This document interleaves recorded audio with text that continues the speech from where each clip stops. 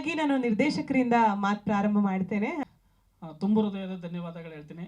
ಯಾಕೆ ಅಂತಂದರೆ ನನ್ನ ಮೊದಲ ಸಿನಿಮಾ ಅವರ 150ನೇ ಸಿನಿಮಾ ಆಗಿರೋದು ನನಗೆ ತುಂಬ ಹೆಮ್ಮೆ ಕೊಡ್ತಾಯಿದೆ. ಯಾರಿಗೂ ಕೆಲವ್ರಿಗೆ ಮಾತ್ರ ಇಂಥ ಆಪರ್ಚುನಿಟಿ ಸಿಗುತ್ತೆ. ನನಗೆ ಇಂಥ ಆಪರ್ಚುನಿಟಿ ಕೊಟ್ಟಂತಹ ನನ್ನ ನಿರಂಜನ್ ಸರ್ ಮತ್ತು ಮೇಡಮ್ ನಾಗವೇಣಿ ಶೆಟ್ಟಿ ಅವ್ರಿಗೆ ತುಂಬ ಹೃದಯದ ಧನ್ಯವಾದಗಳು ಹೇಳ್ತೀನಿ.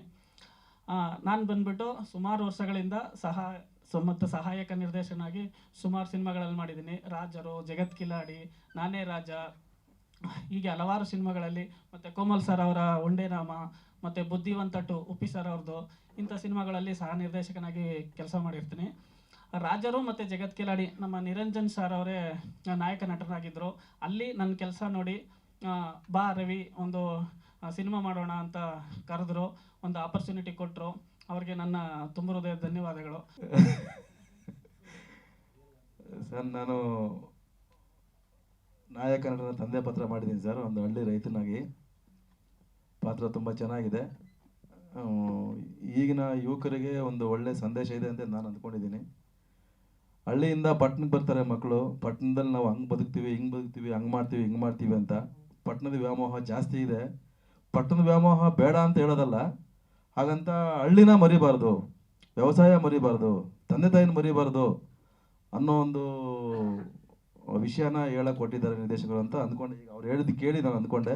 ಪಾತ್ರ ಮಾಡೋ ನನಗೇನೋ ವಿಷಯ ಗೊತ್ತಿರಲಿಲ್ಲ. ಒಂದು ಒಳ್ಳೆ ವಿಷಯ ಇಟ್ಕೊಂಡು ಸಿನಿಮಾ ಮಾಡಿದ್ದಾರೆ.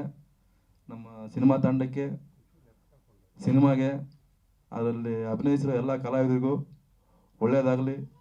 ನಿಮ್ಮೆಲ್ಲರ ಆಶೀರ್ವಾದ ನಮ್ಮೇಲೆ ಇರಲಿ ಅಂತ ಕೇಳ್ಕೊತಾ ಧನ್ಯವಾದಗಳು ಸರ್. Thank you.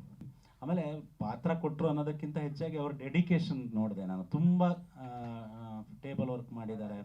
ಡೆಡಿಕೇಟಾಗಿ, ಸೀರಿಯಸ್ ಆಗಿ, ಗಂಭೀರವಾಗಿ ಕೆಲಸವನ್ನು ಮಾಡಿದ್ದನ್ನು ಗಮನಿಸಿದೆ ನಾನು. ರವಿ ಸರ್ ಆಗಲಿ, ನಿರಂಜನ್ ಅವರಾಗಲಿ. ಆಮೇಲೆ ಒಂದೊಂದು ಡೈಲಾಗ್ ಕೂಡ ನಾವು ರಂಗಭೂಮಿಯಿಂದ ಬಂದಿದ್ರು ಕೂಡ ನಮಗೇನೆ ಅವರು ತಿದ್ದಿ ಹೇಳೋಷ್ಟು ಪ್ರಬುದ್ಧವಾಗಿ ನಿರ್ದೇಶನ ಮಾಡಿದ್ದಾರೆ. ಅದು ಮೊದಲನೇದು. ಇನ್ನು ನಾನು ಗಮನಿಸಿದ ಹಾಗೆ ಈ ಹೊಸಬ್ರು ಸಿನಿಮಾ ಮಾಡೋದು ಭಾಳ ಕಷ್ಟ. ನಮ್ಮ ಫಿಲ್ಮ್ ಇಂಡಸ್ಟ್ರಿ ಬಗ್ಗೆನೇ ಸ್ವಲ್ಪ ನಾನು ಮಾತಾಡಬೇಕು ಅಂದ್ಕೊಂಡೆ ಇವತ್ತು. ಯಾಕಂದರೆ ನಾನೀಗ ಬಂಜಾರ ಅಕಾಡೆಮಿ ಚೇರ್ಮನ್ ಆಗಿ ಅದ್ರ ಬಗ್ಗೆ ಸುಮಾರು ಚರ್ಚೆಗಳು ಮಾಡಿದ್ವಿ. ಫಿಲ್ಮ್ ಅಕಾಡೆಮಿ ಡಿಸೈನ್ ಮಾಡಿದ್ರಲ್ಲಿ ಭಾಷಾ ಅವ್ರ ಜೊತೆಗೆ ನಾನೊಬ್ಬ ಕೈವಾರದಲ್ಲಿ. ನಮ್ಮ ಉದ್ದೇಶ ಇದ್ದಿದ್ದೇ ಬೇರೆ ಥರದ್ದು. ಆ ಉದ್ದೇಶಗಳನ್ನ ಇಟ್ಕೊಂಡು ನಾವು ಅಕಾಡೆಮಿ ಮಾಡಿದ್ದು. ಇವತ್ತು ಅಕಾಡೆಮಿ ಕೂಡ ಅಷ್ಟಾಗಿ ಕೆಲಸ ಮಾಡಲಿ. ಹಾಗಾಗಿ ಇಂಥ ಹೊಸಬರು ಸಿನಿಮಾ ಮಾಡಿದಾಗ ಈ ಸೀನಿಯರ್ ಕಲಾವಿದರುಗಳಾಗಲಿ, ನಿರ್ದೇಶಕರಾಗಲಿ, ಆಮೇಲೆ ನನ್ನ ಮಾಧ್ಯಮ ಮಿತ್ರರಿಗೂ ಸೇರಿ ನಾನು ರಿಕ್ವೆಸ್ಟ್ ಮಾಡೋದು, ಹೊಸಬರು ಮಾಡಿದಾಗ ಕೈ ಹಿಡಿದು ಮೇಲೆ ಎತ್ಕೊಂಡು ಹೋಗುವಂಥ ಒಂದು ಸಂಪ್ರದಾಯ ನಮ್ಮ ಕನ್ನಡ ಇಂಡಸ್ಟ್ರಿಯಲ್ಲಿ ಕಡಿಮೆ. ಎಲ್ರಿಗೂ ನಮಸ್ಕಾರ. ಇವತ್ತು 31st. ನಮ್ಮ ಸಿನಿಮಾದ ಹೆಸರು ಕೂಡ 31 ದಿನಗಳು, 31 ಡೇಸ್ ಅಂತ. ಮೊದಲನೇದಾಗಿ ಎಲ್ಲರಿಗೂ ಹೊಸ ವರ್ಷದ ಶುಭಾಶಯಗಳು ಇನ್ ಅಡ್ವಾನ್ಸ್ ಆಗಿ. ನಮ್ಮ ಸಿನಿಮಾ ಇಷ್ಟೊಂದು ಚೆನ್ನಾಗಿ ಮೂಡಿ ಬರಲಿಕ್ಕೆ ಮುಖ್ಯ ಕಾರಣನೇ ವಿ ಮನೋಹರ್ ಸರ್ ಅವರು. ತುಂಬ ಎಲ್ಲ ಹಾಡುಗಳು ತುಂಬ ಚೆನ್ನಾಗಿ ಬಂದಿದ್ದಾವೆ. ಸುಮಾರು 10 ಹಾಡುಗಳಿದ್ದಾವೆ. ಎಲ್ಲವೂ ಬಹಳ ಅದ್ಭುತವಾಗಿ ಬಂದಿದೆ. ಅದರಿಂದ ನಾವು ವಿ ಮನೋಹರ್ ಸರ್ ಅವರಿಗೆ ಚಿರಋಣಿಯಾಗಿರ್ತೀವಿ. 31 ಡೇಸ್. ಈ ಸ್ನೇಹ ಅವರು ಏನಂದ್ರೆ ಈಗ ಏನು ಅನ್ನಿಸ್ತಂತಲ್ವಾ, ಮೊದಲೇ ನಾನು ಒಂಥರ ಸಂಕೋಚ ಮುಜುಗರದವನು.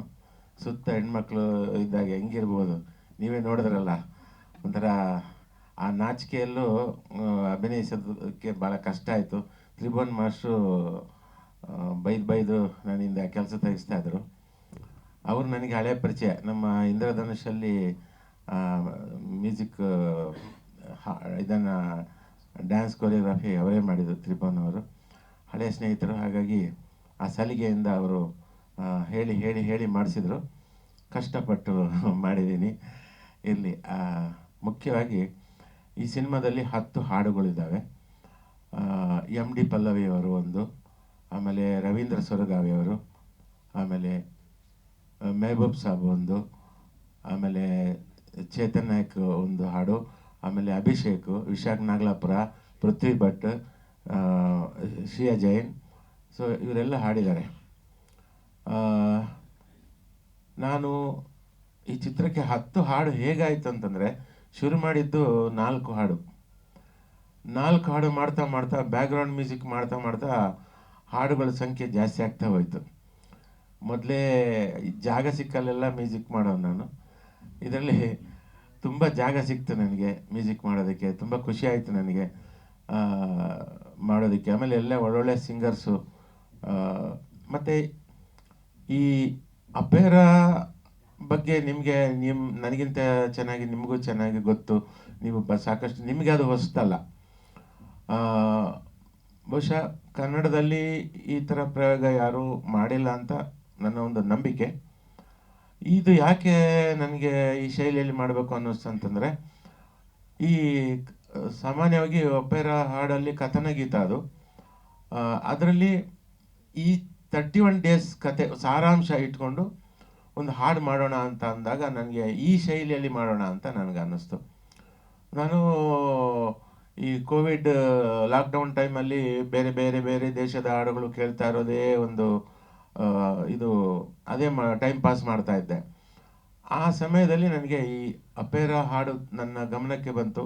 ಇದೊಂಥರ ಬೇರೆ ಥರ ಇದೆ, ಈ ಶೈಲಿಯಲ್ಲಿ ಮಾಡಿದ್ರೆ ಹೇಗೆ ಅಂತ ಕಾಯ್ತಾ ಇದ್ದೆ. ಆ ಟೈಮಲ್ಲಿ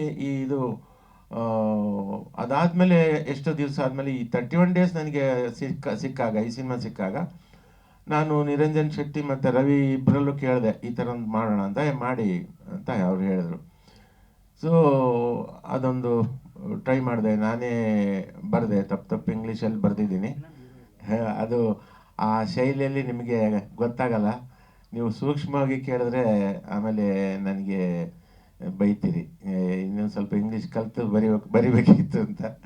ತುಂಬ ಎಕ್ಸೈಟೆಡ್ ಇದ್ದೀನಿ. ಹಾಗೂ 31 ಡೇಸ್ ಬಗ್ಗೆ ಹೇಳೋದಾದರೆ ಈ ಯೂತ್ ಜನರೇಷನ್ಗೆ ತುಂಬ ಮೆಸೇಜ್ ಹೇಳುತ್ತೆ, ಹೇಗಿರಬೇಕು ಹಾಗೆಲ್ಲ ಹೇಳುತ್ತೆ. ಸೊ ತುಂಬ ಎಕ್ಸೈಟೆಡ್ ಆಗಿದ್ದೀನಿ ಹೇಗಿರುತ್ತೆ ಅಂತ ಅಷ್ಟೇ. Thank you. ನಿಮ್ಮ ಪಾತ್ರದ ಬಗ್ಗೆ ಹೇಳಿ. ಪಾತ್ರದ ಬಗ್ಗೆ ಹೇಳೋದಾದರೆ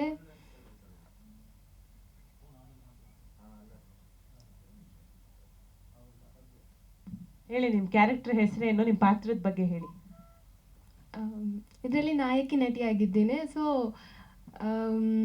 ಒಂದು ಲವ್ ಸ್ಟೋರಿ ಸ್ವೀಟ್ ಆಗಿರುತ್ತೆ. ಅದರಲ್ಲಿ ನಂದು ನಾಯಕಿ ಪಾತ್ರ ಇರುತ್ತೆ. ಅದರಲ್ಲಿ ಎಲ್ಲ ಎಮೋಷ್ನಲ್ ಆಗಿರ್ಬೋದು, ಹ್ಯಾಪಿ ಆಗಿರ್ಬೋದು ಎಲ್ಲ ಇರುತ್ತೆ, ಕಾಮಿಡಿ ಆಗಿರುತ್ತೆ, ಫುಲ್ ಎಂಟರ್ಟೈನ್ಮೆಂಟ್ ಆಗಿರುತ್ತೆ ಅಷ್ಟೇ. ಮೊದಲನೇದಾಗಿ ಎಲ್ಲ ಪತ್ರಿಕಾ ಮಿತ್ರರಿಗೆ ಹೊಸ ವರ್ಷದ ಶುಭಾಶಯಗಳು. ಇಲ್ಲೇ ಒಂದು 15-20 ದಿವಸದಿಂದ ನನ್ನ ಶಾನುಭೋಗರ ಮಗಳದ್ದು ಪ್ರೆಸ್ ಮೀಟ್ ಆಯಿತು. ಅದು ಜನವರಿ ಎಂಡಿಗೆ ರಿಲೀಸ್ ಆಗುತ್ತೆ. ಅದಾದಮೇಲೆ ಇದನ್ನು ಫೆಬ್ರವರಿ 14th ಮೇಲೆ ರಿಲೀಸಿಗೆ ಪ್ಲ್ಯಾನ್ ಮಾಡ್ಕೊಂಡಿದ್ವಿ. ನನ್ನ ಹಿಂದಿನ ರಾಜರು ಅಂತ ಸಿನಿಮಾ, ಆಮೇಲೆ ಜಗತ್ ಕೆಲಾಡಿ ಅಂತ ಸಿನಿಮಾ ಅಸೋಸಿಯೇಟ್ ಆಗಿ ಮಾಡಿದರು. ಈ ವ್ಯಕ್ತಿ ಹೇಗೆ ಅಂತಂದರೆ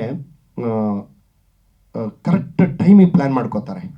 ಪ್ರೋಗ್ರಾಮಿಂಗಲ್ಲಿ ಕಿಂಗು ಕರೆಕ್ಟ್ ಪ್ಲ್ಯಾನ್ ಮಾಡ್ಕೋತಾರೆ. ಒಂದು ದಿವಸದಲ್ಲಿ ಎಷ್ಟು ಸೀನ್ ಮಾಡಬೇಕು ಅನ್ನೋದು ಅಷ್ಟು ಐಡಿಯಾ ಇಟ್ಕೊಂಡು ಮಾಡ್ತಾರೆ. ಆಮೇಲೆ ಅಷ್ಟು ಕೂಲ್ ಆಗಿರ್ತಾರೆ. ಈ ವ್ಯಕ್ತಿ ಸೆಟ್ಟಲ್ಲಿ ಇರೋದು ಡೈರೆಕ್ಟರ್ ಅಂತ ನಾವು ಹೇಳಬೇಕು ಹೊರತು ಅವ್ರು ಎಲ್ಲೂ ಅದನ್ನ ಇದು ಮಾಡ್ಕೊಳ್ಳೋದಿಲ್ಲ. ಅಂದರೆ ಅಷ್ಟು ಕೂಲಾಗಿ ಬೆಣ್ಣೆಯಲ್ಲಿ ಕೂದಲು ತೆಗೆದಾಗೆ ಕೆಲಸ ಮಾಡ್ತಾರೆ. ನನಗೆ ಇವರ 2 ಪಿಕ್ಚರಲ್ಲಿ ಜೊತೆ ವರ್ಕ್ ಮಾಡಿದಾಗ ನನ್ನ ಪ್ರೊಡಕ್ಷನ್ಗೆ ನಾನು ಮಾಡಬೇಕಾದ್ರೆ ಈ ವ್ಯಕ್ತಿ ಎಲ್ಲಿವರೆಗೆ ಅಂದರೆ ಒಂದು ಫುಲ್ಲು ಶೂಟಿಂಗ್ ಕಂಪ್ಲೀಟ್ ಆದಮೇಲೆ ನಾನು ಹೇಳಿದೆ, ಇನ್ನೊಂದು 2 ದಿವಸ ಯಾವುದಾದ್ರೂ ಶೂಟ್ ಮಾಡೋದಿದ್ರೆ ಮಾಡಿ ಅಂತ. ಸರ್ ಬೇಡ ಸರ್, ಆಗಿದೆ ಎಲ್ಲ, ನಂಗೆ ಏನು ಬೇಕೋ ಆಗಿದೆ ಅಂದರು. ಸೊ ಅಷ್ಟರ ಮಟ್ಟಿಗೆ ಈಸ್ ಪ್ಲ್ಯಾನ್. ಸೊ ಅದು ನನಗೆ ನನ್ನ ಪ್ರೊಡಕ್ಷನ್ಗೆ. ಆಮೇಲೆ ಪ್ರಥಮವಾಗಿ ನಾವು ಮಾಡುವಾಗ ನಮ್ಮ ಬಜೆಟ್ ಲಿಮಿಟಲ್ಲಿ ಇಟ್ಕೊಂಡೇ ಮಾಡಬೇಕು. ಈಗ ನಂದೇನು ಎನ್-ಸ್ಟಾರ್ ಎಂಟರ್ಪ್ರೈಸಸ್ ಅಂತ ಒಂದು ಬ್ಯಾನರ್ ಮಾಡ್ಕೊಂಡಿದ್ದೀವಿ. ಈ ಬ್ಯಾನರ್ಲಿ ಇನ್ನೊಂದು 10 ಪಿಕ್ಚರ್ ಮಾಡಬೇಕು ಅನ್ನೋ ಉದ್ದೇಶ ನಾನು ಇಟ್ಕೊಂಡಿದ್ದೀನಿ. ಇಟ್ಕೊಂಡವಾಗ ನಾವೇನು ಮಾಡಬೇಕು, ಫಸ್ಟಿಗೆ ನನ್ನ ಥಾಟು, ನನ್ನ ಐಡಿಯಾ, ನನ್ನ ಇತಿಮಿತಿಯಲ್ಲಿ ಇಟ್ಕೊಂಡು ನಾನು ಪ್ಲ್ಯಾನ್ ಮಾಡ್ಕೋಬೇಕು. ದೇವ್ರ ದಯದಿಂದ ಅದೇ ಇತಿಮಿತಿಯಲ್ಲಾಗಿ ಈಗ ಸೆನ್ಸಾರ್ ಬಾಗ್ಲವರೆಗೆ ಬಂದು ನಿಂತಿದೆ ಸರ್ ಸಿನಿಮಾ. ನಮ್ಮ ಮ್ಯೂಸಿಕ್ ಚಾನಲ್ಗೆ ಬಿಫೋರ್ ನಾವು ತುಂಬ ಆಲ್ಬಮ್ ಸಾಂಗು ಆ್ಯಂಡ್ ಕ್ರಿಯೇಟಿವಿಟಿಯಲ್ಲಿ ಹೋಗ್ತಾ ಇದ್ವಿ. ಆ್ಯಂಡ್ ಮೋರ್ ಆ್ಯಂಡ್ ಓವರ್ ಹೋಗ್ತಾ ಏನಾಯ್ತು, ನಾವು ಯಾಕೆ ಮ್ಯೂಸಿಕ್ ನಾವು ಬ್ಯಾಕ್ ಟು ಬ್ಯಾಕ್ ತೊಗೋಬೋದು ಅಂತ ಒಂದು ಪ್ಲ್ಯಾನಲ್ಲಿ ಸ್ಟಾರ್ಟ್ ಮಾಡಿದ್ದು. ಸೊ ಚೆನ್ನಾಗಿ ಹೋಗ್ತಾ ಇದೆ. And thank you so much. And ಹೊಸ ಚಾನಲ್ಗೆ ಅಪರ್ಚುನಿಟಿ ಕೊಟ್ಟಿದ್ದ ನಿರಂಜನ್ ಶೆಟ್ಟಿ ಅವ್ರಿಗೆ.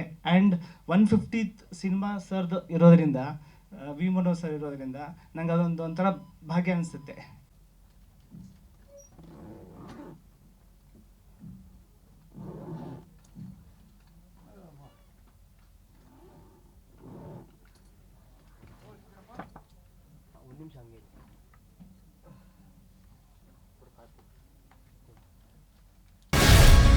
ಗ್ಯಾರಂಟಿ ನ್ಯೂಸ್, ಸುದ್ದಿ ಖಚಿತ, ನ್ಯಾಯ ನಿಶ್ಚಿತ.